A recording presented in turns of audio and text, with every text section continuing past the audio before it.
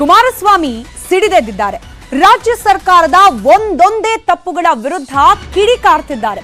ಸಾಕ್ಷ್ಯ ಕೊಟ್ರೆ ಅಧಿಕಾರ ಬಿಡ್ತೀರಾ ಅಂತ ಸವಾಲ್ ಹಾಕ್ತಿದ್ದಾರೆ. ಎಚ್ಡಿಕೆ ಸಿಡಿಸಿದ ಬಾಂಬ್ನಿಂದ ರಾಜ್ಯ ಸರ್ಕಾರ ಇಕ್ಕಟ್ಟಿಗೆ ಸಿಲುಕಿದೆ. ಈ ಸರ್ಕಾರ 40+5 ಆ 40 ಜೊತೆಗೆ ಈಗ 5 ಕೇಳ್ತಾವ್ರೆ. 30 ಲಕ್ಷ ದುಡ್ಡು ತಂದ್ರೆ ಕೆಲಸ ಆಗುತ್ತೆ ಅಂತ ಹೇಳ್ತಾನೆ ಮುಖ್ಯಮಂತ್ರಿ ಕಚೇರಿ ಒಳಗೆ ಕೃಷ್ಣಾದೊಳಗೆ. ದುಡ್ಡು ಕೊಟ್ಟನ್ ಸಾಕ್ಷಿ ಕೊಡ್ತಾನ, ಅವ್ನ ಕೆಲಸ ಆಗ್ಬೇಕಲ್ಲಪ್ಪ. ಕುಮಾರಸ್ವಾಮಿ ಸಿಡಿಸಿದ ಬಾಂಬ್ಗೆ ಕಾಂಗ್ರೆಸ್ ಸವಾಲ್ ಹಾಕಿದೆ. ತಾಕತ್ತಿದ್ರೆ ದಾಖಲೆ ಕೊಡಿ ಅಂತ. ಈಗ ಎಚ್ಡಿಕೆ ದಾಖಲೆ ರಿಲೀಸ್ ಮಾಡ್ತಾರೆ. ಇದೇ ಅಧಿವೇಶನದಲ್ಲಿ ರಿಲೀಸ್ ಮಾಡ್ತಾರೆ ಹೀಗಂತ ಕುಮಾರಣ್ಣನೇ ಹೇಳಿದ್ದು. ಕಾಂಗ್ರೆಸ್ನವರು ಓಕೆ ಅಂದಿದ್ದು. ಎಚ್ಡಿಕೆ ಮತ್ತೆ ಪ್ರತಿ ಸವಾಲ್ ಹಾಕಿದ್ರು. ಯಾವ ಲಂಚನೂ ಇಲ್ಲ, ಯಾವುದು ಇಲ್ಲ. ಏನಾದ್ರು ದಾಖಲೆ ಇದ್ರೆ ಬೇಕಾದ್ರೆ ಅವ್ರು ಕೊಡ್ಲಿ, ಹೋಗಿ ಲೋಕಾಯುಕ್ತ ಇದೆ, ಲೋಕಾಯುಕ್ತಗೆ ಅವ್ರು ಹ್ಯಾಂಡ್ ಓವರ್ ಮಾಡ್ಲಿ. ಏನ್ ಮಾಡ್ತೀರಿ? ಅವರ ಎಲೆಕ್ಷನ್ ಅಲ್ಲಿ ನಂಬರ್ ಕಡಿಮೆ ಆಯ್ತು ಅಂತ ಮನಸ್ಸಿಗೆ ಬೇಜಾರಾಗಿದೆ. ಬೇಜಾರಲ್ಲೆಲ್ಲ ಮಾತಾಡ್ತಾರೆ. ಹನಿಮೂನ್ ಪೀರಿಯಡ್ ಅಲ್ಲೇ ಈ ರೀತಿ ನಡೀತಾ ಇರೋರು ನೀವು. ಜನ ಒಳ್ಳೆ ಅವಕಾಶ ಕೊಟ್ಟಾಗ ಮುಂದೇನಾಗ್ತೀರಿ ನೀವು? ಸಾಕ್ಷಿ ಇದೆಲ್ಲ ಕೇಳ್ತಾರಲ್ಲ, ಎಲ್ಲಾ ಮಂತ್ರಿಗಳಿಗೂ ಒಂದೊಂದು ಕೊಡೋಣಂತೆ. ಸದನ ನಡೀತಾ ಇದೆ, ಅವರಿಗೆ ಸ್ಪೆಸಿಫಿಕ್ ಕೇಸಸ್ ಏನಾದ್ರೂ ಇದ್ರೆ ಸದನದಲ್ಲಿ ಪ್ರಸ್ತಾಪ ಮಾಡ್ಲಿ. ಅವ್ರನ್ನ ಯಾರು ಬೇಡ ಅಂತ ಹೇಳ್ತಾರೆ? ದಾಖಲೆ ಸಮೇತಲೇ ಕೊಡ್ತೀನಿ. ಆ ದಾಖಲೆ ಕೊಟ್ಟಾಗ ಯಾವ ಇಲಾಖೆನಲ್ಲಿ ಯಾವ ಒಂದು ಮಂತ್ರಿಯ ಸುಪರ್ದಿ ಒಳಗೆ ನಡೆದಿದೆ, ನಿಮಗೆ ತಾಕತ್ತಿದ್ರ ಮಂತ್ರಿ ವಜಾ ಮಾಡ್ತೀರಾ? ಕೊಡ್ಲಿಕ್ಕೆ ತಯಾರಾಗಿದ್ದೇನೆ. ವಿಧಾನಸಭೆ ಕಲಾಪದಲ್ಲಿ ಇಡ್ತೀನಿ. ಬಿಡುಗಡೆ ಮಾಡಿ. ಕುಮಾರಸ್ವಾಮಿ ಅವರು ಬಹಳಷ್ಟು ಗಾಳಿಯಲ್ಲಿ ಗುಂಡುಡಿತಾರೆ. ಅದಾಗಬಾರ್ದು, ಹಿಟ್ ಅಂಡ್ ರನ್ ಆಗಬಾರ್ದು. ತಾತ್ವಿಕ ಅಂತ ಸಾಕ್ಷಿ ಇದ್ರೆ ಕೊಡ್ಲಿ. ಅದು ಸತ್ಯದನೋ ಸುಳ್ಳಿದೇನೋ ನೋಡೋಣಂತೆ. ತನಿಖೆ ತನಿಖೆ ತನಿಖೆ ಅಂತ ದಿನ ಒಂದು ಗುಮ್ಮ ಬಿಡ್ತಾ ಇದ್ದೀರಲ್ಲ. ಹಿಂದಿನ ಸರ್ಕಾರದ ಹಲವಾರು ವಿಷಯಗಳ ಬಗ್ಗೆ ತನಿಖೆ ಮಾಡ್ತೀವಿ ಅಂತ ಆ ಗುಮ್ಮ ಬಿಡೋದಕ್ಕೆ ಈಗೇನು ಹೇಳ್ತಾ ಇದ್ದೀರಲ್ಲ, ಆ ನಿಮ್ಮ ಚಾರ್ಜ್ ಅಲ್ಲಿ ಏನೇನು ಸತ್ಯಾಂಶ ಇದೆ ಹೊರಗೆ ತನ್ರಪ್ಪ. ತಾಕತ್ತಿದ್ರೆ ಬಿಡ್ಲಿ. ಯಾವ ವಿಡಿಯೋ ಬಿಡ್ತಾರೋ ಏನೇನೈತೆ ಅದೆಲ್ಲನೂ ಬಿಟ್ಲ. ಅವ್ರು ವಿರೋಧ ಪಕ್ಷ ಕೂರ್ಸಿರೋದೇ ಅದಕ್ಕೆ. ಯಾರ ಮೇಲೆ ಬೇಕಾದ್ರೂ ಏನ್ ಬೇಕಾದ್ರೂ ಆಪಾದನೆ ಮಾಡ್ಕೊಂಡ್ಬಿಟ್ಟು ಹಿಟ್ ಅಂಡ್ ರನ್ ಕೇಸ್ ಬೇಡ. ನಿಮ್ ಕೈಲಿ ತಾಕತ್ತಿದೆಯಾ? ನಿಮ್ ಕೈಲಿ ದಮ್ಮಿದೆಯಾ? ಇದೇನೋ ಯಾವನೋ ಹೇಳೋನಂತಲ್ಲ, ಯಾರ ನಮ್ಮ ಹಾಸನ ಜಿಲ್ಲೆಯವನೇ. ಕುಮಾರಸ್ವಾಮಿನ ಕೆಣಕ್ ಬೇಕಾಗಿಲ್ಲ.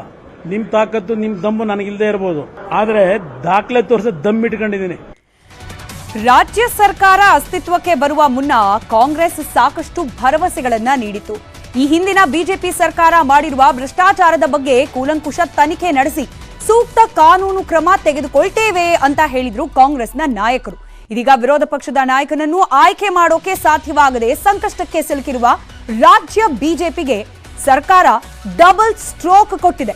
ನಿನ್ನೆಯಷ್ಟೇ ಬಿಟ್ಕಾಯಿನ್ ಹಗರಣದ ಬಗ್ಗೆ ತನಿಖೆ ಮಾಡೋಕೆ ವಿಶೇಷ ತನಿಖಾ ತಂಡ ಎಸ್ಐಟಿ ರಚನೆ ಮಾಡಿ ಆದೇಶ ನೀಡಿದ್ದ ಸರ್ಕಾರ ಇವತ್ತು ಗುತ್ತಿಗೆದಾರ ಸಂಘದ ಅಧ್ಯಕ್ಷ ಕೆಂಪಣ್ಣ ಮಾಡಿದ್ದ 40% ಕಮಿಷನ್ ಆರೋಪದ ಬಗ್ಗೆ ತನಿಖೆ ನಡೆಸೋಕೆ ನ್ಯಾಯಾಂಗ ತನಿಖೆಗೆ ಆದೇಶ ಮಾಡಿದೆ. ಹಾಗಾದ್ರೆ ಏನಿದು 40% ಕಮಿಷನ್ನ ಹಗರಣ? ಹಾಗೆ ಈಗಿನ ಕಾಂಗ್ರೆಸ್ ರಾಜ್ಯ ಸರ್ಕಾರ ತೆಗೆದುಕೊಳ್ತಿರುವ ಕ್ರಮ ಏನು ಗಮನಿಸ್ತಾ ಹೋಗೋಣ. ಬಿಜೆಪಿ ಸರ್ಕಾರ ಅಸ್ತಿತ್ವದಲ್ಲಿದ್ದ ಸಂದರ್ಭದಲ್ಲಿ ಯಾವುದೇ ಕಾಮಗಾರಿ ಆದರೂ ಕೂಡ ಅಲ್ಲಿ 40% ಕಮಿಷನ್ ದಂಧೆ ನಡೀತಿದೆ ಅನ್ನೋ ಗಂಭೀರ ಆರೋಪ ಕೇಳೋಕ್ ಸಿಕ್ಕಿತ್ತು. ಸರ್ಕಾರದ ಕಡೆಯಿಂದ ನಡೆಯುವ ಪ್ರತಿಯೊಂದು ಯೋಜನೆಗೆ ಕರೆಯಲಾಗುವ ಟೆಂಡರ್ಗಳಲ್ಲಿ 40% ಕಮಿಷನ್ ಸರ್ಕಾರದ ಪ್ರತಿನಿಧಿಗಳಿಗೇನೆ ಕೊಡಬೇಕು ಅನ್ನೋ ಗಂಭೀರ ಆರೋಪ ಇದಾಗಿತ್ತು. ಗುತ್ತಿಗೆದಾರರಿಗೆ ಇದರಿಂದಾಗಿ ಸಂಕಷ್ಟ ಆಗ್ತಾ ಇದೆ.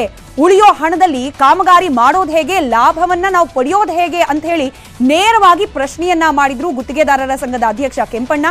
ಆದ್ರೆ ಕೆಂಪಣ್ಣ ಅವರಿಗೆ ತನಿಖೆ ಮಾಡಿಸ್ತೀವಿ ಅಂತ ಹೇಳಿ ಆ ಸಂದರ್ಭದಲ್ಲಿ ಭರವಸೆಯನ್ನ ಮಾತ್ರ ನೀಡಿತ್ತು ಕಾಂಗ್ರೆಸ್. ಯಾಕಂತಂದ್ರೆ ಅಧಿಕಾರ ಕಾಂಗ್ರೆಸ್ನ ಕೈಯಲ್ಲಿರ್ಲಿಲ್ಲ. ಈಗ ತನಿಖೆಗೆ ಕೊಡಿ ಅಂತ ಸವಾಲ್ ಹಾಕಿದ್ದ ಬಿಜೆಪಿಗೆ ಪ್ರತ್ಯುತ್ತರವಾಗಿ ನ್ಯಾಯಾಂಗ ತನಿಖೆಗೆ ವಹಿಸದೆ ಸಿದ್ದು ಸರ್ಕಾರ ಹೈಕೋರ್ಟ್ನ ನಿವೃತ್ತ ನ್ಯಾಯಾಧೀಶರಿಂದ ಈ 40% ಕಮಿಷನ್ ಆರೋಪಕ್ಕೆ ಸಂಬಂಧಪಟ್ಟಂತೆ ತನಿಖೆ ನಡೆಸುವಂತೆ ಆದೇಶವನ್ನ ಹೊರಡಿಸದೆ ರಾಜ್ಯ ಕಾಂಗ್ರೆಸ್ ಸರ್ಕಾರ. ಇನ್ನು ಬಿಟ್ಕಾಯಿನ್ ಕೇಸ್ ಇಡೀ ರಾಜ್ಯಾದ್ಯಂತ ಸದ್ದು ಮಾಡಿತ್ತು. ಈ ಬಿಟ್ಕಾಯಿನ್ ಕೇಸ್ ಅವತ್ತು ಹ್ಯಾಕರ್ ಶ್ರೀಕೃಷ್ಣ ಅಲಿಯಾಸ್ ಶ್ರೀಕಿ ರಾಜ್ಯಾದ್ಯಂತ ಸದ್ದು ಮಾಡಿದ್ದ. ಇದೀಗ ಅದೇ ಶ್ರೀಕಿ ಸುದ್ದಿಯಲ್ಲಿದ್ದಾನೆ. ಗೋಕುಲಂ ಗ್ರ್ಯಾಂಡ್ ಹೋಟೆಲ್ನಲ್ಲಿದ್ದ ಶ್ರೀಕಿ ಲಕ್ಷ ಲಕ್ಷ ಹಣವನ್ನ ಖರ್ಚು ಮಾಡ್ತಿದ್ದ. ತಿನ್ನೋದ್ರಿಂದ ಹಿಡಿದು ಮಸಾಜ್ ಮಾಡಿಸೋಕು ಕೂಡ ಲಕ್ಷ ಲಕ್ಷ ರೂಪಾಯಿ ವೆಚ್ಚ ಮಾಡಿದ್ದ. ಅದರ ಬಿಲ್ನ ಎಕ್ಸ್ಕ್ಲೂಸಿವ್ ಡೀಟೇಲ್ಸ್ ನ್ಯೂಸ್ 18ಗೆ ಲಭ್ಯವಾಗಿದೆ. ಈ ಬಿಲ್ ಅನ್ನ ಗಮನಿಸಿ. ನೀವು ಯಾಕೆ ಗಮನಿಸಬೇಕು ಅನ್ನೋದನ್ನ ಈಗ ನಾವು ತೋರಿಸ್ತಿರುವ ಅಂಕಿ ಅಂಶಗಳೇ ನಿಮಗೆ ವಿವರಿಸುತ್ತೆ. ಗಾಬರಿ ಹುಟ್ಟಿಸುವಷ್ಟಿದೆ ಶ್ರೀಕಿ ಮಾಡಿದ್ದ ಹೋಟೆಲ್ನ ಬಿಲ್ನ ಲೆಕ್ಕ. ಯಾಕೆ ಗಾಬರಿ? ಗಮನಿಸಬೇಕು ಈ ನಂಬರ್ಗಳನ್ನ. ಶ್ರೀಕಿಯ 5 ಸ್ಟಾರ್ ಲೈಫ್ ಹೇಗಿತ್ತು ಅನ್ನೋದನ್ನ ವಿವರಿಸ್ತಾ ಇದೆ ಈ ಬಿಲ್ನ ಲೆಕ್ಕಾಚಾರ. ಊಟಕ್ಕೆ ಅಂತಲೇ ಶ್ರೀಕಿ ಅಲಿಯಾಸ್ ಶ್ರೀಕೃಷ್ಣ ವ್ಯಯ ಮಾಡಿದ್ದು ಬರೋಬ್ಬರಿ 6,80,000 ರೂಪಾಯಿ ಹಣವನ್ನ. ನಾವಿದನ್ನ ವರ್ಷಾನ್ಗಟ್ಲೆ ಲೆಕ್ಕ ಹೇಳ್ತಿಲ್ಲ, ತಿಂಗಳ ಲೆಕ್ಕವನ್ನ ನಾವು ಹೇಳ್ತಾ ಇದ್ದೀವಿ. ಎಷ್ಟು? 6,80,000 ಹಣ. ಬಾರ್ಗೆ ಅಂತ ಹೇಳಿ ಖರ್ಚು ಮಾಡಿದ್ದು 2,21,000 ಹಣ. ಇದರ ಬಿಲ್ ಕೂಡ ನ್ಯೂಸ್ 18ಗೆ ಲಭ್ಯವಾಗಿರೋದು. ಹಾಗೆ ಮಸಾಜ್ ಪಾರ್ಲರ್ಗೆ, ಸ್ಪಾಗೆ ಅಂತ ಹೇಳಿ ಈತ ಖರ್ಚು ಮಾಡಿದ್ದು 2 ಲಕ್ಷ ರೂಪಾಯಿ ಹಣವನ್ನ. ಇನ್ನು ಸರ್ವಿಸ್ ಚಾರ್ಜಸ್ಗೆ ಅಂತ ಹೇಳಿ, ಅಂದ್ರೆ ಈತ ಉಪಯೋಗಿಸುವ ಅಥವಾ ಬಳಸುವ ಈ ಐಷಾರಾಮಿ ಸರ್ವಿಸ್ಗಳಿಗೆ ಈತ ಕಟ್ತಾ ಇದ್ದ ಸರ್ವಿಸ್ ಟ್ಯಾಕ್ಸ್ ಏನೇ, ಸರ್ವಿಸ್ ಚಾರ್ಜ್ ಏನೇ 46,000 ಅಂತಂದ್ರೆ ಅಂದಾಜು ಮಾಡಿ ಒಂದು ಮಧ್ಯಮ ವರ್ಗದ ಕುಟುಂಬ ಇಡೀ ತಿಂಗಳು ಜೀವನ ಮಾಡುತ್ತೆ ಈ 46,000 ರೂಪಾಯಿಯಲ್ಲಿ.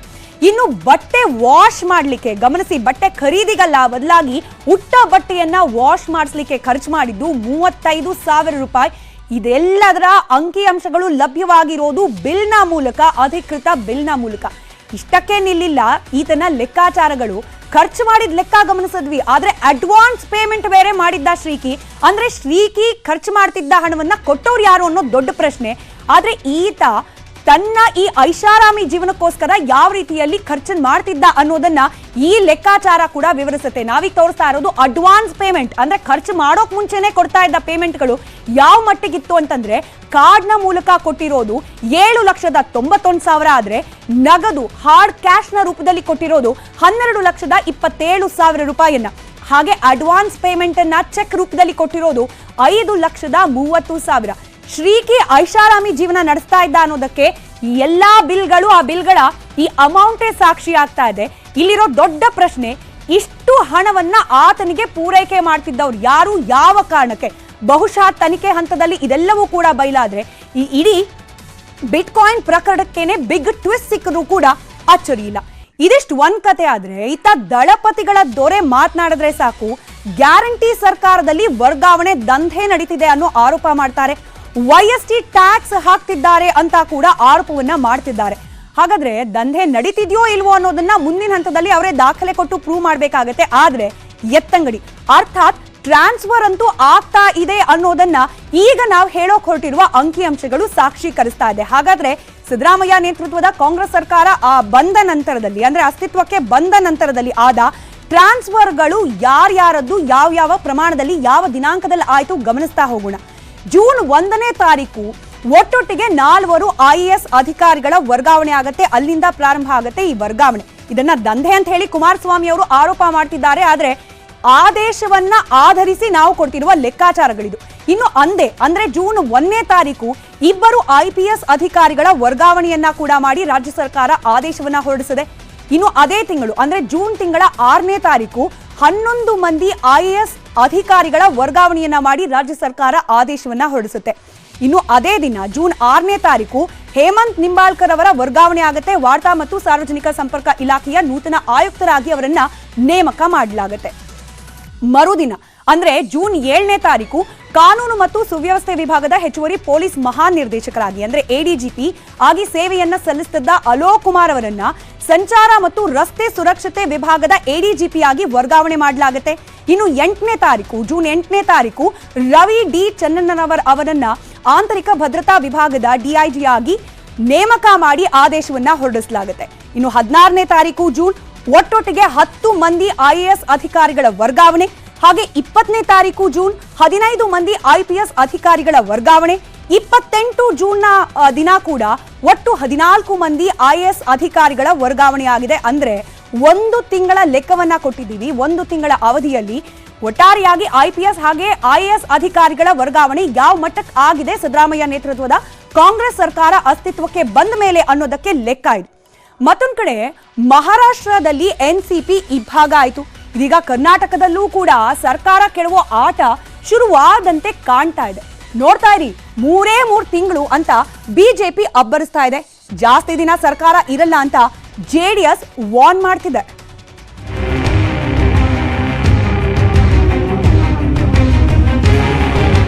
ಮಧ್ಯಪ್ರದೇಶ ಕಾಂಗ್ರೆಸ್ ಸರ್ಕಾರ ಪತನವಾಯಿತು. ಕರ್ನಾಟಕದಲ್ಲಿ ಮೈತ್ರಿ ಸರ್ಕಾರ ಬಿದ್ದೋಗಿತ್ತು. ಮಹಾರಾಷ್ಟ್ರದಲ್ಲಿ ಮೊನ್ನೆಯಷ್ಟೇ NCP ಇಬ್ಬಾಗವಾಯಿತು.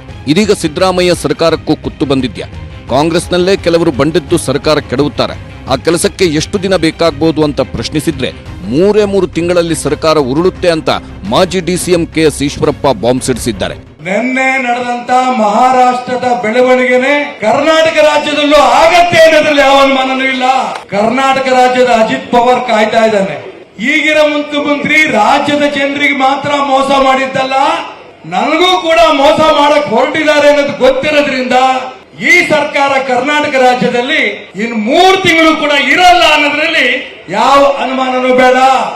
ಈಶ್ವರಪ್ಪ ಬಳಿಕ ಮಾಜಿ ಸಿಎಂ ಕುಮಾರಸ್ವಾಮಿ ಕೂಡ ಬಾಂಬ್ ಸಿಡಿಸಿದ್ರು. ಸತೀಶ್ ಜಾರಕಿಹೊಳಿಗೂ ಸಿಎಂ ಆಗುವ ಆಸೆ ಇದೆ. ಡಿಕೆಶಿ ಟವೆಲ್ ಹಾಕೊಂಡು ಕುಳಿತಿದ್ದಾರೆ. ಇವರೆಲ್ಲ 5 ವರ್ಷ ಉಳಿಯೋಕ್ ಬಿಡ್ತಾರಾ ಅಂತ ಪ್ರಶ್ನಿಸಿದ್ರು.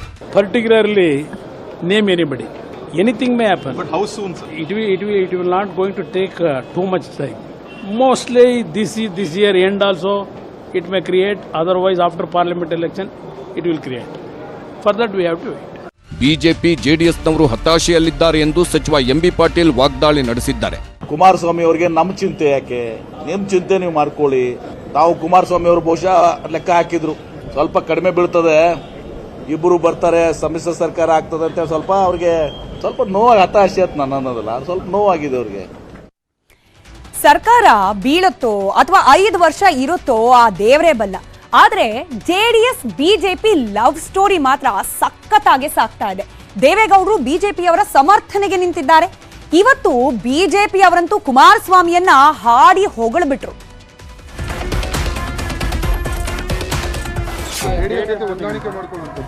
ಆಗ್ಬೋದು ಅಂತ ಅನ್ಸುತ್ತೆ. ಇತ್ತೀಚೆಗೆ ಕುಮಾರಸ್ವಾಮಿ ಮೇಲೆ ಬಿಜೆಪಿಗೆ ಶಾನೆ ಲವ್ ಆಗ್ಬಿಟ್ಟೈತೆ. ದಳಪತಿಗಳಿಗೂ ಕೇಸರಿ ಪಡೆ ಮೇಲೆ ಪ್ಯಾರಾಗ್ಬಿಟ್ಟಿದೆ. ಮೈತ್ರಿ ಮಾಡಿಕೊಂಡು ಲೋಕಸಭೆ ಚುನಾವಣೆಯನ್ನ ಎದುರಿಸ್ತೀವಿ ಎಂದು ಸಿಪಿ ಯೋಗೇಶ್ವರ್ ಸುಳಿವು ಕೊಟ್ಟಿದ್ರು. ಇದೀಗ ಕುಮಾರಸ್ವಾಮಿ ಆರೋಪಗಳೆಲ್ಲ ಸತ್ಯ, ಒಗ್ಗಟ್ಟಾಗಿ ಹೋರಾಡುತ್ತೇವೆ ಎಂದು ಯಡಿಯೂರಪ್ಪ ಹೇಳಿದ್ದಾರೆ. ಆ ಮೂಲಕ ಮೈತ್ರಿ ಸುಳಿವು ಕೊಟ್ಟಿದ್ದಾರೆ. Whatever Kumaraswamy is telling is the truth, and I want to support Kumaraswamy's statement. And we are Kumaraswamy and we together will fight in future. JDS BJP ಮೈತ್ರಿ ಚರ್ಚೆ ಜೋರಾಗ್ತಿದ್ದಾಗಲೇ ಬಿಎಸ್ ಯಡಿಯೂರಪ್ಪ ತೇಪೆ ಹಚ್ಚುವ ಕೆಲಸ ಮಾಡಿದ್ರು. ನಾನು ಮೈತ್ರಿ ಬಗ್ಗೆ ಮಾತಾಡಲಿಲ್ಲ, ಬದಲಿಗೆ ಕಾಂಗ್ರೆಸ್ ವಿರುದ್ಧ ಜೊತೆಯಾಗಿ ಹೋರಾಡುತ್ತೇವೆ ಎಂದು ಪತ್ರಿಕಾ ಪ್ರಕಟಣೆ ಹೊರಡಿಸಿದ್ರು.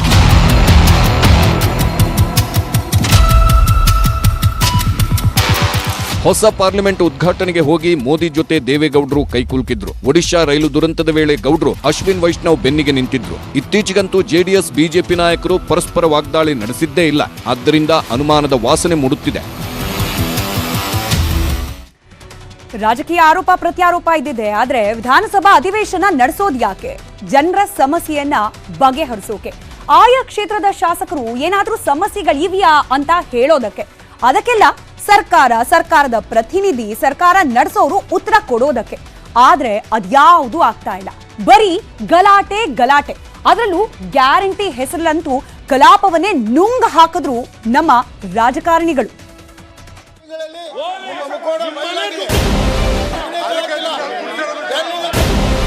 ನಾನು ಮಾತೇ ಆಡಲ್ಲ, ಕೂತ್ಕೊಂಡ್ಬಿಡ್ತೀನಿ.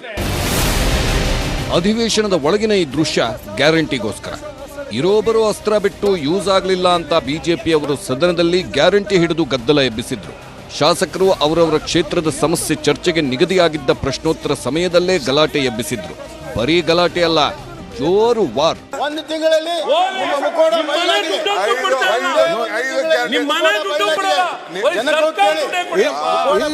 ಬಿಜೆಪಿಯವರ ಮಾತಿಗೆ ಸಿದ್ದು ಸೈಲೆಂಟ್ ಆಗಿ ಕೂತಿದ್ರು. ಡಿಕೆಶಿ ರೊಚ್ಚಿಗೆದ್ರು.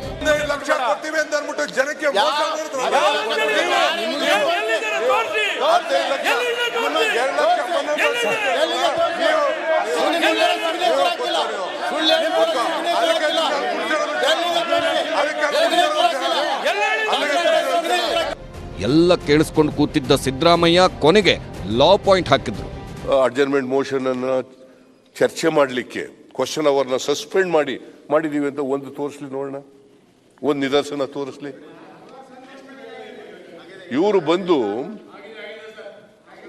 ಏನಾಗಿದೆ ತೋರಿಸ್ರಿ, ಹಾಗಾದ್ರೆ ತೋರಿಸ್ರಿ. ನಾನು ಮಾತೇ ಆಡಲ್ಲ, ಕೂತ್ಕೊಂಡ್ಬಿಡ್ತೀನಿ, ಅವಕಾಶ ಕೊಟ್ಬಿಡ್ತೀವಿ ನಿಮ್ಗೆ. ವಿಧಾನಸಭೆಯಲ್ಲಷ್ಟೇ ಅಲ್ಲ, ವಿಧಾನ ಪರಿಷತ್ನಲ್ಲೂ ಗಲಾಟೆ ಎಬ್ಬಿಸಿದ್ರು. ಈಗ ಶಾಸಕರು ಪ್ರಶ್ನೆ ಕೇಳ್ತಾ ಇದ್ದಾರೆ, ಅಲ್ಲಿ ಮಾತಾಡಲು ಅವಕಾಶ ಮಾಡಿ. ನೀವು ಶಾಸಕರ ಹಕ್ಕನ್ನು ತಾವು ಮೊಟಕುಗೊಳಿಸ್ತಾ ಇದ್ದೀರಿ. ಜನ ಇವತ್ತು ನಿಮ್ಮನ್ನೆಲ್ಲ ಕೂಡ ನೋಡ್ತಾ ಇದ್ದಾರೆ. ನಿಮ್ಮ ಅನುಚಿತ ವರ್ತನೆ, ಶಾಸಕರಿಗೆ ಪ್ರಶ್ನೆಗೆ ಅವಕಾಶ ಮಾಡಿಕೊಡೋದಿಲ್ಲ. ಜನ ಇವತ್ತು ನಿಮ್ಮೆಲ್ಲ ಕೂಡ ಕೊಡ್ತಿದ್ದಾರೆ ಈ ಸಂಬಂಧಪಟ್ಟಾಗೆ. ಕೊನೆಗೆ ವಿಧಾನಸಭೆ ಹಾಗೂ ವಿಧಾನ ಪರಿಷತ್ನ ಎರಡೂ ಕಲಾಪಗಳಲ್ಲೂ ಬಿಜೆಪಿಯವರು ಬಾವಿಗಿಳಿದ್ರು. ಡೋಂಗಿ ಸರ್ಕಾರ, ಧಿಕ್ಕಾರ ಧಿಕ್ಕಾರ ಅಂತ ಘೋಷಣೆ ಕೂಗಿದ್ರು. 3 ಸಲ ಸದನ ಮುಂದೂಡಿಕೆ ಆಯಿತು, ಮತ್ತೆ ಶುರುವಾಯಿತು. ಆಗ್ಲೂ ಕಲಾಪ ನಡೆಯೋಕೆ ಬಿಜೆಪಿಯವರು ಬಿಡ್ಲಿಲ್ಲ. ಕೊನೆಗೆ ವಿಧಾನಸಭೆ ಕಲಾಪವನ್ನ ಸ್ಪೀಕರ್ ಖಾದರ್ ಮುಂದೂಡಿಕೆ ಮಾಡಿದ್ರು. ಪರಿಷತ್ ಕಲಾಪವನ್ನ ಹೊರಟ್ಟಿ ನಾಳೆಗೆ ಹಾಕಿದ್ರು. ಕೊನೆಗೆ ಸದನದಿಂದ ಹೊರಗೆ ಬಂದ ಬಿಜೆಪಿ ಕಾಂಗ್ರೆಸ್ ನಾಯಕರು ಕೈ ಮಿಲಾಯಿಸಿ ಅವ್ರ ಪಾಡಿಗೆ ಅವರು ಹೋದ್ರು. ಗ್ಯಾರಂಟಿ ಗೊಂದಲ ಒಂದ ಎರಡ. ಮೊದಲ ಕ್ಯಾಬಿನೆಟ್ನಲ್ಲೇ ಎಲ್ಲಾ ಗ್ಯಾರಂಟಿ ಜಾರಿ ಮಾಡ್ತೀವಿ ಅಂತ ಅಬ್ಬರಿಸಿದ್ದ ಸಿದ್ದರಾಮಯ್ಯ ಮಾತು ತಪ್ಪಿದ್ರು. ಅದೇ ಗ್ಯಾರಂಟಿಯಿಂದ ಸೋತ ಬಿಜೆಪಿಯವರು ಕಣ್ಣನ್ನ ಕೆಂಪಾಗಿಸಿಕೊಂಡಿದ್ದಾರೆ. ಯಡಿಯೂರಪ್ಪ ನೇತೃತ್ವದಲ್ಲಿ ಹೋರಾಟವನ್ನ ಕೂಡ ಶುರು ಮಾಡಿದ್ದಾರೆ.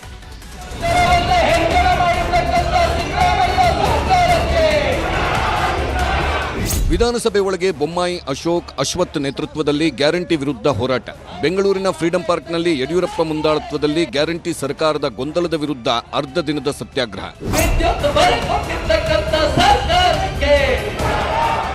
ಸುಳ್ಳೇ ಸುಳ್ಳು, 10 ಕೆಜಿ ಅಕ್ಕಿ ಅನ್ನೋದು ಸುಳ್ಳು ಅನ್ನೋ ಬ್ಯಾನರ್ ಹಿಡಿದು ಮೋದಿಯ 5 ಕೆಜಿ ಅಕ್ಕಿ ನಿಜ, ಕಾಂಗ್ರೆಸ್ 10 ಕೆಜಿ ಅಕ್ಕಿ ಸುಳ್ಳು ಸುಳ್ಳು ಅಂತ ಘೋಷಣೆ ಕೂಗಿ ವಿದ್ಯುತ್ ಉಚಿತ ಬರೀ ನಾಟಕ ಅಷ್ಟೇ ಅಂತ ಹೇಳಿ ಗೋಹತ್ಯೆ ನಿಷೇಧ ಕಾಯ್ದೆ ತೆಗೆದುಹಾಕಿ ಅಂತ ಪಠ್ಯಪುಸ್ತಕ ಪರಿಷ್ಕರಣೆ ಮಾಡಿದ ಡಬಲ್ ಸ್ಟೇರಿಂಗ್ ಸರ್ಕಾರಕ್ಕೆ ಧಿಕ್ಕಾರ ಧಿಕ್ಕಾರ ಅಂದ್ರು.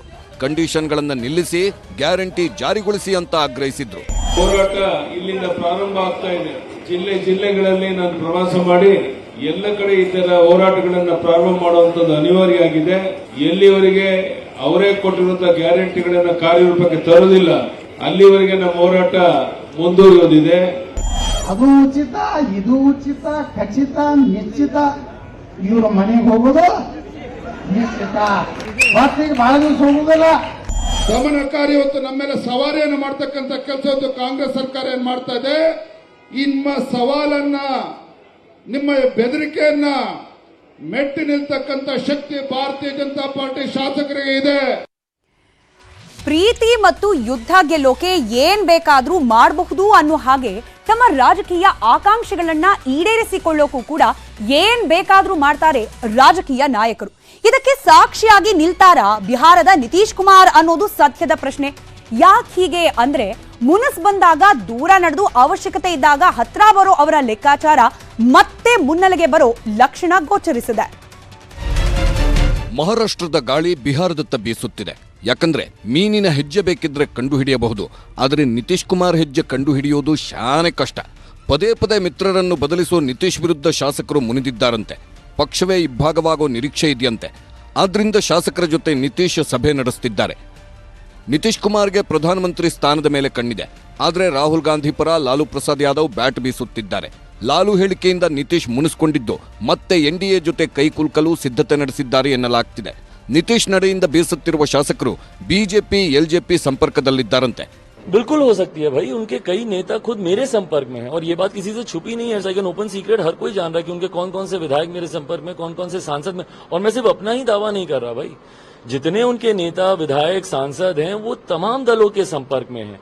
ನಿತೀಶ್ ಕುಮಾರ್ರನ್ನ ಮತ್ತೆ ಎಂದಿಗೂ ಎನ್ಡಿಎಗೆ ಸೇರಿಸಲ್ಲ ಎಂದು ಬಿಜೆಪಿ ನಾಯಕರು ಗುಡುಗುತ್ತಿದ್ದಾರೆ. नीतीश कुमार के बारे में तो पहले ही अमित शाह जी ने साफ कर दिया है कि किसी कीमत पर नीतीश कुमार को हम स्वीकार नहीं करेंगे और सिर्फ वो नाक भी रगड़ेंगे आकर बीजेपी के दरवाजे पर, तो भी बीजेपी कभी नीतीश कुमार को भी स्वीकार नहीं करेगी. ಘಟಬಂಧನ್ ಮಾಡಿಕೊಂಡು ಗಟ್ಟಿಯಾಗಿ ಮೋದಿ ವಿರುದ್ಧ ಹೋರಾಡೋ ಕಾಂಗ್ರೆಸ್ ಪ್ರಯತ್ನಕ್ಕೆ ಬಲ ಬರೋದು ಹೆಚ್ಚೆಚ್ಚು ಬಿಜೆಪಿ ವಿರೋಧಿ ಪಕ್ಷಗಳ ಸಾಥ್ ಕಾಂಗ್ರೆಸ್ ಸಂಪಾದಿಸಿದಾಗ. ಆದರೆ ಕೆಲ ರಾಜ್ಯದ ರಾಜಕೀಯ ಬೆಳವಣಿಗೆಗಳು, ಆ ಬೆಳವಣಿಗೆಯಲ್ಲಿ ಕಾಂಗ್ರೆಸ್ನ ಪಾತ್ರ ಗಮನಿಸಿದಾಗ ಕಾಂಗ್ರೆಸ್, ಅದರಲ್ಲೂ ನೇರವಾಗಿ ರಾಹುಲ್ ಗಾಂಧಿ ಅವರ ನಡೆ ನಿಲುವೆ ಈ ಘಟಬಂಧನ್ ಕನಸಿಗೆ ವಿಘ್ನವಾಗ್ತಿದ್ಯಾ ಅನ್ನೋ ಅನುಮಾನ. ಯಾಕೆ ಹೀಗೆ ಹೇಳ್ತಿದೀವಿ? ರಾಜ್ಯ ಹಾಗೆ ಅಲ್ಲಿನ ರಾಜಕೀಯ ಸ್ಥಿತಿಗತಿ ಹಾಗೆ ರಾಹುಲ್ ಗಾಂಧಿ ಅಂದ್ರೆ ಕಾಂಗ್ರೆಸ್ನ ಪಾತ್ರವನ್ನ ಗಮನಿಸ್ತಾ ಹೋಗೋಣ. ಮೊದಲನೇದಾಗಿ ಕಾಂಗ್ರೆಸ್ ವರ್ಸಸ್ ಬಿಆರ್ಎಸ್ ಏನಾಗ್ತಾ ಇದೆ? ತೆಲಂಗಾಣದ ಭಾರತ ರಾಷ್ಟ್ರ ಸಮಿತಿ, ಅಲ್ಲಿನ ಚಂದ್ರಶೇಖರ್ ರಾವ್ ಹಾಗೆ ರಾಹುಲ್ ಗಾಂಧಿ ಅವರ ನಡುವೆ ಸಖ್ಯ ಘಟಬಂಧನ್ ಆಗೋ ಸಾಧ್ಯತೆಗಳು ಇದೆಯಾ ಅನ್ನೋ ಪ್ರಶ್ನೆಗೆ ನೇರವಾದ ಉತ್ತರ ಖಂಡಿತ ಇಲ್ಲ. ಯಾಕೆ? ಖುದ್ದು ರಾಹುಲ್ ಗಾಂಧಿ ಅವರೇ ಬಿಜೆಪಿಯ ಬಿ ಟೀಮ್ ಅಂತ ಜರೆದಿದ್ದಾರೆ ಬಿಆರ್ಎಸ್ ಅನ್ನ. ಭ್ರಷ್ಟ, ಹಾಗೆ ಮುಂದಿನ ಚುನಾವಣೆಯಲ್ಲಿ ಕರ್ನಾಟಕದಲ್ಲಿ ಬಿಜೆಪಿಯನ್ನ ನಾವು ಯಾವ ರೀತಿ ಸೋಲಿಸಿದ್ವೋ ಅದೇ ರೀತಿಯಲ್ಲಿ ಈ ಪಕ್ಷವನ್ನ ಕೂಡ ಸೋಲಿಸ್ತೀವಿ ಅಂತ ನೇರವಾಗಿ ಸವಾಲು ಹಾಕಿದ್ದಾರೆ. ಅಲ್ಲಿಗೆ ಘಟಬಂಧನ್ನ ಸಾಧ್ಯತೆ ಬಿಆರ್ಎಸ್ ಜೊತೆಯಲ್ಲಂತೂ ಇಲ್ಲ. ಇನ್ನು ಅಘಾಡಿಯಲ್ಲಾಗ್ತಾ ಇರುವ ಗಡ ಡೆವಲಪ್ಮೆಂಟ್ಸ್ ಹಾಗೆ ರಾಹುಲ್ ಗಾಂಧಿ ಇನ್ಫ್ಯಾಕ್ಟ್ ಕಾಂಗ್ರೆಸ್ನ ಇದರ ರಿಯಾಕ್ಷನ್ ಅನ್ನ ಗಮನಿಸ್ತಾ ಹೋಗೋಣ. ಮಹಾರಾಷ್ಟ್ರದ ಎನ್ಸಿಪಿ ಯೊಳಗಿದ್ದ ಕುದಿಯನ್ನ ಪ್ರಿಯಾಂಕಾ ಸುಳೆ ಹಾಗೆ ಶರದ್ ಪವಾರ್ ಅವರು ರಾಹುಲ್ ಗಾಂಧಿ ಅವರ ನೇತೃತ್ವದಲ್ಲಿ ಪಾಟ್ನಾದಲ್ಲಿ ಆದ ಈ ಘಟಬಂಧನ್ನ ಮೀಟಿಂಗಿಗೆ ಯಾವಾಗ ಹೋಗಿ ಅಟೆಂಡ್ ಆಗಿ ಬಂದ್ರು ಆಗ ಒಳಬೇಗುದಿ ಇದ್ದಿದ್ದು ಹೊರಬಂದು ಇಡೀ ಪಕ್ಷವನ್ನೇ ಇಬ್ಬಾಗವಾಗಿಸಿದ್ದು ಇದೀಗ ಇತಿಹಾಸ. ಹೀಗಾಗಿ ರಾಹುಲ್ ಗಾಂಧಿ ಅವರ ಮೇಲಿದ್ದ ಸಿಟ್ಟು ಎನ್ಸಿಪಿಯನ್ನ ಒಡೆಯುವ ಹೆಜ್ಜೆಯನ್ನ ಅಜಿತ್ ಪವಾರ್ ಅವರು ಇಡೋ ಹಂತಕ್ಕೆ ತೆಗೆದುಕೊಂಡು ಹೋಗು. ಹಾಗಾಗಿ ಎನ್ಸಿಪಿ ಅಥವಾ ಎನ್ಸಿಪಿಯಿಂದ ಇಬ್ಬಾಗವಾಗಿ ಹೊರ ನಡೆದಿರುವ ಅಜಿತ್ ಪವಾರ್ ಅವರ ಬೆಂಬಲ ಸಿಗುತ್ತಾ ಅನ್ನೋ ಪ್ರಶ್ನೆಗೆ ಉತ್ತರ ಹೀಗಿದೆ. ಇನ್ನು ಮತ್ತೊಂದು ಕಾಂಗ್ರೆಸ್ ವರ್ಸಸ್ ಆಮ್ ಆದ್ಮಿ ಪಕ್ಷ ಹಾಗೆ ಕಾಂಗ್ರೆಸ್ ಕೆಲ ರಾಜ್ಯಗಳಲ್ಲಿ ನೇರ ಹಣಾಹಣಿಯನ್ನ ಎದುರಿಸ್ತಾ ಇರೋದನ್ನ ಗಮನಿಸ್ತಾ ಇದ್ವಿ. ಅದನ್ನ ಪಕ್ಕಕ್ಕಿಟ್ಟು ಕೂಡ ಕೇಂದ್ರ ಮಟ್ಟದಲ್ಲಿ ಸಹಕಾರ ಸಿಗಬಹುದಾ ಅಂತಂದ್ರೆ ದೆಹಲಿ ಆರ್ಡಿನೆನ್ಸ್ ವಿಚಾರಕ್ಕೆ ಸಂಬಂಧಪಟ್ಟಂತೆ ತನಗೆ ಬೆಂಬಲವಾಗಿ ನಿಲ್ಲಿ ಅನ್ನೋ ಆಮ್ ಆದ್ಮಿ ಪಕ್ಷದ ಒಂದು ಕೋರಿಕೆ ನಿರೀಕ್ಷೆಯನ್ನ ಸಾರಾಸಗಟಾಗಿ ತಿರಸ್ಕರಿಸುವ ಮೂಲಕ ಕಾಂಗ್ರೆಸ್ ಎಎಪಿ ಜೊತೆಗಿನ ಸಖ್ಯವನ್ನ ಕೂಡ ಆಲ್ಮೋಸ್ಟ್ ಕಡಿದುಕೊಳ್ಳುವ, ಅಂದ್ರೆ ಈ ಘಟಬಂಧನ್ ನಿಟ್ಟಿನ ಸಖ್ಯವನ್ನ ಕಡಿದುಕೊಳ್ಳುವ ಸಾಧ್ಯತೆಗಳು ದಟ್ಟವಾಗ್ತಾ ಇದೆ. ಮತ್ತೊಂದು ಕಡೆಯಲ್ಲಿ ಕಾಂಗ್ರೆಸ್ ವರ್ಸಸ್ ಟಿಎಂಸಿ, ನಮಗೆ ಗೊತ್ತೇ ಇದೆ ಪಶ್ಚಿಮ ಬಂಗಾಳದಲ್ಲಿ ಆಗ್ತಾ ಇರುವ ಡೆವಲಪ್ಮೆಂಟ್ಸ್. ಅದರಲ್ಲೂ ಕೂಡ ಇತ್ತೀಚೆಗೆ ನಡೆದ ಪಂಚಾಯತ್ ಚುನಾವಣೆ, ಅಲ್ಲಿ ಕಾಂಗ್ರೆಸ್ ಹಾಗೆ ದೀದಿ ಪಕ್ಷದ ಸದಸ್ಯರು ನಡು ಬೀದಿಯಲ್ಲಿ ನಿಂತು ನಡೆಸಿದ ಮಾರಾಮಾರಿ, ಅದಾದ ನಂತರದಲ್ಲಿ ಆರೋಪ ಪ್ರತ್ಯಾರೋಪ, ಇದೆಲ್ಲದರ ಜೊತೆಗೆ ಒಳಗೊಳಗೆ ಕಾಂಗ್ರೆಸ್ ಹಾಗೆ ಬಿಜೆಪಿ ಸಖ್ಯವನ್ನ ಮಾಡಿಕೊಂಡಿದೆ ಅನ್ನೋ ಮಮತಾ ಬ್ಯಾನರ್ಜಿ ಅವರ ನೇರ ಆರೋಪ. ಅದನ್ನ ಗಮನಿಸಿದಾಗ್ಲೂ ಕೂಡ ದೀದಿ ಪ್ಲಸ್ ರಾಹುಲ್ ಬಿಜೆಪಿಯ ವಿರುದ್ಧವಾಗಿ ನಡೆಸುವ ಸಮರದ ಸಾಧ್ಯತೆಗಳು ಕ್ಷೀಣ. ಮತ್ತೊಂದು ಕಡೆಯಲ್ಲಿ ಕಾಂಗ್ರೆಸ್ ಹಾಗೆ ಸಿಪಿಎಂ, ಅಲ್ಲೂ ಕೂಡ ಚೀಟಿಂಗ್ ಕೇಸ್, ಕೇರಳದಲ್ಲಿ ನಡೆದ ಚೀಟಿಂಗ್ ಕೇಸ್ ಹಾಗೆ ಕಾಂಗ್ರೆಸ್ನ ಅಧ್ಯಕ್ಷರ ಬಂಧನ ಆದ ಸಂದರ್ಭ, ಈ ಎಲ್ಲಾ ಡೆವಲಪ್ಮೆಂಟ್ಸ್ ಅನ್ನ ಗಮನಿಸಿದಾಗ ಆ ಒಂದು ಮೈತ್ರಿಯ ಸಾಧ್ಯತೆ ಕೂಡ ಬಿಜೆಪಿ ವಿರುದ್ಧವಾಗಿ ನಿಲ್ಲೋದ್ಕಿಂತ ಇವರಿಬ್ಬರ ನಡುವೆ ಇರುವ ಆಂತರಿಕ ಮುನಿಸನ್ನ ಅಥವಾ ಭಿನ್ನಾಭಿಪ್ರಾಯವನ್ನ ಸರಿಪಡಿಸಿಕೊಂಡ್ರೆ ಸಾಕು ಅನ್ನೋ ಹಂತಕ್ಕೆ ಬಂದ್ ನಿಂತಿದೆ. ಮತ್ತೊಂದು ಕಡೆಯಲ್ಲಿ ಕಾಂಗ್ರೆಸ್ ವರ್ಸಸ್ ವೈಎಸ್ಆರ್ ಹಾಗೆ ಟಿಡಿಪಿ, ಆಂಧ್ರ ಪ್ರದೇಶದಲ್ಲಿ ನೇರ ಎದುರಾಳಿಗಳು. ಹೀಗಾಗಿ ಆ ಸಖ್ಯ ಅಥವಾ ಆ ಮೈತ್ರಿ ಕೂಡ ಕ್ವೆಶ್ಚನ್ ಮಾರ್ಕೇನೆ. ಇದಿಷ್ಟು ಪಕ್ಷ ಹಾಗೆ ಕಾಂಗ್ರೆಸ್ನ ನಡುವಿನ ಮೈತ್ರಿಗೆ ಸಂಬಂಧಪಟ್ಟ ವಿಚಾರಗಳಾದ್ರೆ, ಇನ್ನು ವಿರೋಧ ಪಕ್ಷಗಳ ಪರಿಸ್ಥಿತಿ ಯಾವ ರೀತಿ ಇದೆ ಅದನ್ನು ಕೂಡ ನಾವು ಗಮನಿಸ್ತಾ ಹೋಗೋಣ. ವಿರೋಧ ಪಕ್ಷದಲ್ಲೇ ಇರುವ ಒಡಕು ಕೂಡ ಈ ಮಹಾಗಠಬಂಧನ್ನ ಸ್ಟ್ರೆಂತ್ ಅನ್ನ, ಅದರ ಶಕ್ತಿ ಸಾಮರ್ಥ್ಯವನ್ನ ಕುಗ್ಗಿಸ್ತಿದ್ಯಾ. ಯಾಕೆ ಈಗ ಹೇಳ್ತಿದೀವಿ? ಎನ್ಸಿಪಿಯಲ್ಲಿ ಇದೀಗ ಶರದ್ ಪವಾರ್ ಒಂಟಿಯಾಗಿದ್ದಾರೆ. ಇತ್ತ ಶಿವಸೇನೆ ಕೂಡ ಇಬ್ಬಾಗ ಆಗ್ ಹೋಗಿದೆ. ಹಿಂದುತ್ವ ಬಿಟ್ಟವರ ದೋಸ್ತಿ ಕಷ್ಟ ಅನ್ನೋ ರೀತಿಯ ಮನಸ್ಥಿತಿ ಆ ಪಕ್ಷವನ್ನ ಬೆಂಬಲಿಸಿದ್ದ ಅನೇಕರಲ್ಲಿರೋದನ್ನ ನಾವು ಗಮನಿಸ್ತಿದ್ವಿ. ಆಮ್ ಆದ್ಮಿ ಪಕ್ಷ ಕಾಂಗ್ರೆಸ್ ಹಿಂದಿಕ್ಕೋಕೆ ತಂತ್ರವನ್ನ ನಡೆಸ್ತಾ ಇದೆ ಗುಜರಾತ್ ಇತ್ಯಾದಿ ರಾಜ್ಯಗಳಲ್ಲಿ. ಹೀಗಾಗಿ ಅಲ್ಲೂ ಕೂಡ ಒಂದು ರೀತಿಯ ಗೊಂದಲದ ನಿಲುವು ಮುಂದುವರೆದಿರೋದನ್ನ ಗಮನಿಸ್ತಾ ಇದೀವಿ. ಟಿಎಂಸಿ ಬಂಗಾಳದಲ್ಲಿ ಕಾಂಗ್ರೆಸ್ ಹಾಗೆ ಎಡಪಕ್ಷಗಳ ದೋಸ್ತಿ ಕಷ್ಟ ಅನ್ನೋದಕ್ಕೆ ಈಗಷ್ಟೇ ನಾನು ಉದಾಹರಣೆಯನ್ನ ಕೂಡ ಕೊಟ್ಟೆ. ಇನ್ನು ಜೆಡಿಯು ಬಿಹಾರ ಬಿಜೆಪಿ ಎದುರಿಸೋದೇ ಸವಾಲಾಗಿರೋ ಸಂದರ್ಭದಲ್ಲಿ ಮಹಾಗಠಬಂಧನ್ ಅಂತಹ ದೊಡ್ಡ ಕನಸು ಆಮೇಲೆ ಯೋಚನೆ ಮಾಡೋಣ ಅನ್ನೋ ಪರಿಸ್ಥಿತಿ. ಇನ್ನು ಬಿಆರ್ಎಸ್ ಕಾಂಗ್ರೆಸ್ ಕಂಡ್ರೆ ಕೆಸಿಆರ್ಗೆ ಆಗೋದೇ ಇಲ್ಲ ಅನ್ನೋ ಪರಿಸ್ಥಿತಿ. ಇನ್ನು ವೈಎಸ್ಆರ್ ಜಗನ್ಮೋಹನ್ಗೆ ಕಾಂಗ್ರೆಸ್ ಆಜನ್ಮ ವೈರಿ ಅನ್ನೋ ರೀತಿಯ ಮನಸ್ಥಿತಿ. ಇನ್ನು ಬಿಜೆಡಿ ಕಾಂಗ್ರೆಸ್ ಜೊತೆ ಸೇರೋಕೆ ಮನಸ್ಸಿಲ್ಲ ಅನ್ನೋದು ಅನೇಕ ಬಾರಿ ವ್ಯಕ್ತವಾಗ್ತಾ ಇದೆ. ಕಾಂಗ್ರೆಸ್ನ ಪರಿಸ್ಥಿತಿ, ಆಮ್ ಆದ್ಮಿ ಪಕ್ಷದ ಜೊತೆ ಸೇರೋಕೆ ಕಾಂಗ್ರೆಸ್ ಪಕ್ಷದಲ್ಲೇ ಹಲವರು ವಿರೋಧವನ್ನ ವ್ಯಕ್ತಪಡಿಸ್ತಾ ಇದ್ದಾರೆ. ಇನ್ನು ರಾಜಸ್ಥಾನದಲ್ಲಿರುವ ಪರಿಸ್ಥಿತಿ ಗೆಹ್ಲೋಟ್ ವರ್ಸಸ್ ಪೈಲಟ್ ಅನ್ನೋ ರೀತಿಯಲ್ಲಿದೆ. ಆ ಆಂತರಿಕ ಬೇಗುದಿಯನ್ನೇ ಕಾಂಗ್ರೆಸ್ ಸರಿಪಡಿಸಿಕೊಳ್ಳೋ ಅವಶ್ಯಕತೆ ಇದೆ. ಇನ್ನು ಕರ್ನಾಟಕದಲ್ಲಿ ಇದನ್ನು ಒಪ್ಪದೇ ಹೋದ್ರೂ ಕೂಡ ಸಿದ್ದರಾಮಯ್ಯ ವರ್ಸಸ್ ಡಿಕೆಶಿ ಬಣ ಆಕ್ಟಿವ್ ಆಗಿದೆ ಅನ್ನೋದಕ್ಕೆ ಅವರ ಪಕ್ಷದ ಸದಸ್ಯರೇ ಪದೇ ನೀಡಿರುವ ಹೇಳಿಕೆ ಉದಾಹರಣೆಯಾಗಿ ನಿಲ್ತಾ ಇದೆ. ಹೀಗೆ ಹಲವು ಸವಾಲನ್ನ ಎದುರಿಸಿ ಮಹಾಗಠಬಂಧನ್ ಅಸ್ತಿತ್ವಕ್ಕೆ ಬರುತ್ತಾ, ಬಂದ್ರೂ ರಾಹುಲ್ ಗಾಂಧಿ ಅವರ ನೇತೃತ್ವ ಇರುತ್ತಾ, ಮತ್ತದೇ ಕ್ವೆಶ್ಚನ್ ಮಾರ್ಕ್. ಮತ್ತೆ ಬರೋಣ ಬಿಜೆಪಿ ಕಡೆಗೆ. ಅಧಿವೇಶನ ಶುರುವಾಗಿ 2 ದಿನ ಆದ್ರೂ ಕೂಡ ವಿರೋಧ ಪಕ್ಷದ ನಾಯಕನಿಲ್ಲ. ಈ ಆಯ್ಕೆ ಪೆಂಡಿಂಗ್ ಇರುವಾಗಲೇ ರಾಜ್ಯಾಧ್ಯಕ್ಷರ ಆಯ್ಕೆ ಫೈನಲ್ ಆದಂತೆ ಕಾಣ್ತಾ ಇದೆ. 4 ರಾಜ್ಯಕ್ಕೆ ನೂತನ ಬಿಜೆಪಿ ರಾಜ್ಯಾಧ್ಯಕ್ಷರ ಆಯ್ಕೆ ಅಧಿಕೃತ ಘೋಷಣೆ ಆಗಿದ್ದು, ನಮ್ಮ ರಾಜ್ಯದ ಹೆಸರು ಬಹಿರಂಗ ಆಗಿದೆ. ಆದರೆ ಅಧಿಕೃತ ಘೋಷಣೆ ಆಗೋದು ಬಾಕಿ ಇದೆ.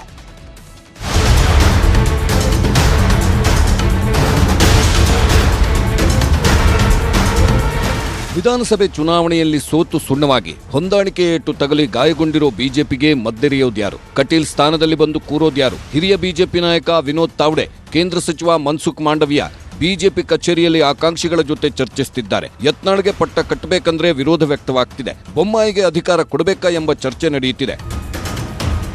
ಭಾರತೀಯ ಜನತಾ ಪಾರ್ಟಿಲಿ ಇರೋ ಎಲ್ಲರೂ ನಾಯಕರು ಇವತ್ತು ಅಪೇಕ್ಷೆ ಪಡ್ತಾರೆ, ಹಿಂದುತ್ವವಾದಿಗಳು ಎಲ್ಲರೂ, ಯತ್ನಾಳು ಸೇರಿ. ಇದರಲ್ಲೇನು ಅನುಮಾನ ಇಲ್ಲ. ಅದಕ್ಕೆ ನಾನು ಹೇಳಿದೆ, ವಿರೋಧ ಪಕ್ಷ ನಾಯಕ ಯಾರಾಗ್ತಾರೆ, ಬಿಜೆಪಿ ರಾಜ್ಯಾಧ್ಯಕ್ಷ ಯಾರಾಗ್ತಾರೆ, ಇದು ಬಿಜೆಪಿಯ ರಾಜಕೀಯ ತಿರುವಿನ ಒಂದು ಸಂದರ್ಭ. ಅದಕ್ಕೆ ಸ್ವಲ್ಪ ತಡ ಆಗ್ತಾ ಇದೆ. ಎಲ್ಲ ಕೇಳ್ಯಾರ ಪಕ್ಷದ ಒಳಗಿನ ವಿಷಯ ಹೇಳಿಕ್ ಬರೋದಿಲ್ಲ, ಗುಪ್ತ ಮತದಾನ ಆಗೈತೆ. ಯತ್ನಾಳ್ ಬೊಮ್ಮಾಯಿಗಿಂತ ಶೋಭಾ ಕರಂದ್ಲಾಜೆ ಹೆಸರು ಮುನ್ನೆಲೆಗೆ ಬಂದಿದೆ. ಈಗಾಗಲೇ ಬಹುತೇಕ ಎಲ್ಲಾ ನಾಯಕರ ಅಭಿಪ್ರಾಯ ಸಂಗ್ರಹಿಸಲಾಗಿದ್ದು ಶೋಭಾಗೆ ಪಟ್ಟ ಕಟ್ಟುವ ಚಾನ್ಸ್ ಜಾಸ್ತಿ ಇದೆ. ಶೋಭಾ ಕರಂದ್ಲಾಜೆಗೆ ಆರ್ಎಸ್ಎಸ್ ಯಡಿಯೂರಪ್ಪ ಬೆಂಬಲ ಇದೆ. ಸಂಘಟನೆ, ಆಡಳಿತಾತ್ಮಕ ಅನುಭವ ಇದೆ. ಪ್ರಬಲ ಒಕ್ಕಲಿಗ ಸಮುದಾಯಕ್ಕೆ ಸೇರಿದವರು. ಮೇಲಾಗಿ ಮಹಿಳೆ ಎಂಬ ಟ್ರಂಪ್ ಕಾರ್ಡ್ ಇದೆ. ಈಗಾಗಲೇ ಫ್ರೀ ಬಸ್ ಕೊಟ್ಟು ಮಹಿಳೆಯರನ್ನ ಕಾಂಗ್ರೆಸ್ ಸೆಳೆದಿದೆ. ಆ ಮಹಿಳೆಯರನ್ನ ಮತ್ತೆ ಬಿಜೆಪಿಯತ್ತ ಕರೆತರಬೇಕು ಅಂದ್ರೆ ಮಹಿಳೆಯೇ ರಾಜ್ಯಾಧ್ಯಕ್ಷೆ ಆಗಬೇಕು ಎಂಬ ಕೂಗೆದ್ದಿದೆ. ಇಂದು ವಿವಿಧ ರಾಜ್ಯಗಳಿಗೆ ನೂತನ ರಾಜ್ಯಾಧ್ಯಕ್ಷರನ್ನ ಬಿಜೆಪಿ ಆಯ್ಕೆ ಮಾಡಿದೆ. ಹಾಲಿ ಕೇಂದ್ರ ಸಚಿವ ಕಿಶನ್ ರೆಡ್ಡಿ ತೆಲಂಗಾಣ ರಾಜ್ಯಾಧ್ಯಕ್ಷರಾಗಿ ಆಯ್ಕೆಯಾದರೆ ಮತ್ತೋರ್ವ ಕೇಂದ್ರ ಮಂತ್ರಿ ಗಜೇಂದ್ರ ಸಿಂಗ್ ಶೇಖಾವತ್ಗೆ ರಾಜಸ್ಥಾನದ ಹೊಣೆ ಕೊಡಲಾಗಿದೆ. ಎನ್ಟಿಆರ್ ಮಗಳು ದಗ್ಗುಬಾಟಿ ಪುರಂದರೇಶ್ವರಿಗೆ ಆಂಧ್ರಪ್ರದೇಶ ರಾಜ್ಯಾಧ್ಯಕ್ಷ ಸ್ಥಾನ ಕೊಡಲಾಗಿದೆ. ಪಂಜಾಬ್ಗೆ ಸುನಿಲ್ ಜಾಖಡ್, ಜಾರ್ಖಂಡ್ಗೆ ಬಾಬುಲಾಲ್ ಮರಂಡಿ ರಾಜ್ಯಾಧ್ಯಕ್ಷರಾಗಿ ಆಯ್ಕೆಯಾಗಿದ್ದಾರೆ. ಮಳೆ ಸುದ್ದಿ ಕಡೆ ಗಮನ ಕೊಡ್ತಾ ಕರಾವಳಿಯಲ್ಲಿ ಮಳೆ ಅಬ್ಬರ ಮುಂದುವರೆದಿದೆ. ನೆಲ ಕೊಚ್ಚಿ ಹೋಗ್ತಾ ಇದೆ, ರಸ್ತೆ ಜಲಾವೃತವಾಗ್ತಾ ಇದೆ. ಇದರ ನಡುವೆ ಇತ್ತಲೂ ಬಾರೋ ಮಳೆರಾಯ ಅಂತ ಉತ್ತರ ಕರ್ನಾಟಕ ಮಂದಿ ಪ್ರಾರ್ಥನೆ ಮುಂದುವರೆಸಿದ್ದಾರೆ. ಇದು ಮಂಗಳೂರಿನ ಫೇಮಸ್ ಜಾಗ. ಅದೇ 8-10 ವರ್ಷದ ಕಾಮಗಾರಿ ನಡೆಸಿ ಕಟ್ಟಿದ್ರಲ್ಲ ಪಂಪ್ವೆಲ್ ಬ್ರಿಡ್ಜ್, ಅದೇ ಜಾಗ. ಸೇತುವೆ ಕೆಳಗೆ ಮಳೆ ನೀರು ಬಸ್ಗಳನ್ನು ಮುಳುಗಿಸುವಷ್ಟು ನಿಂತಿದೆ. ಕಿಲೋಮೀಟರ್ ಗಟ್ಟಲೆ ಜಾಮ್, ಅದು ಸೇತುವೆಯ 4 ದಿಕ್ಕುಗಳಲ್ಲಿ.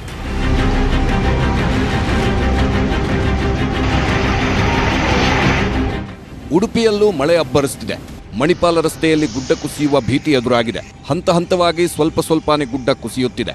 ಇನ್ನೊಂದು ಕಡೆ ಪಡುಬಿದ್ರಿ ಸಮೀಪದ ಕಾಡಿಪಟ್ಟಣದಲ್ಲಿ ಕಡಲ್ಕೊರೆತ ಹೆಚ್ಚಾಗಿದ್ದು ತೆಂಗಿನ ಮರಗಳೆಲ್ಲ ನೆಲಕ್ಕಚ್ಚಿವೆ.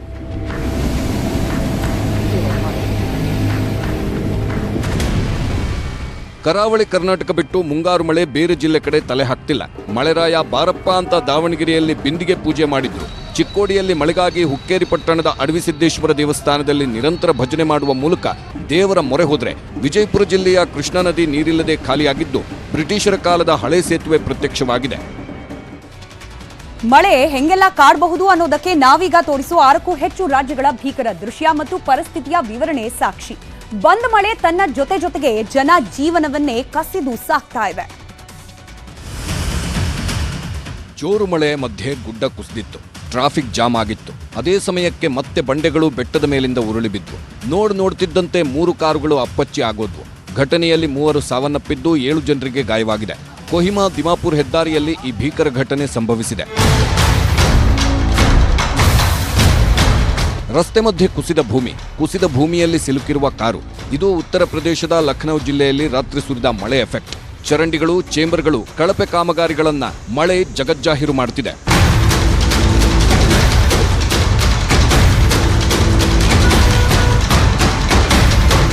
ದೆಹಲಿ ಹೊರಭಾಗ, ಹರಿಯಾಣ ಭಾಗದ ಗುರುಗ್ರಾಮ ಮಳೆಗೆ ಅರ್ಧ ಮುಳುಗಿ ಹೋಗಿದೆ. ಎಲ್ಲಿ ನೋಡಿದ್ರೂ ನೀರು, ರಸ್ತೆಗಳೇ ಕಾಣುತ್ತಿಲ್ಲ. ಕಿಲೋಮೀಟರ್ ಗಟ್ಟಲೆ ಟ್ರಾಫಿಕ್ ಜಾಮ್. ಮಂಡಿಯುದ್ದ ನೀರಲ್ಲಿ ಬೈಕ್ಗಳು, ಕಾರುಗಳು ಕೆಟ್ಟೋಗಿ ತಳ್ಕೊಂಡು ಹೋಗಬೇಕಾದ ಪರಿಸ್ಥಿತಿ. ರಸ್ತೆಯಲ್ಲಿ ಬೋಟ್ನಲ್ಲಿ ಸವಾರಿ ಮಾಡ್ತಾ ಯುವಕನೊಬ್ಬ ಆಕ್ರೋಶ ಹೊರಹಾಕಿದ.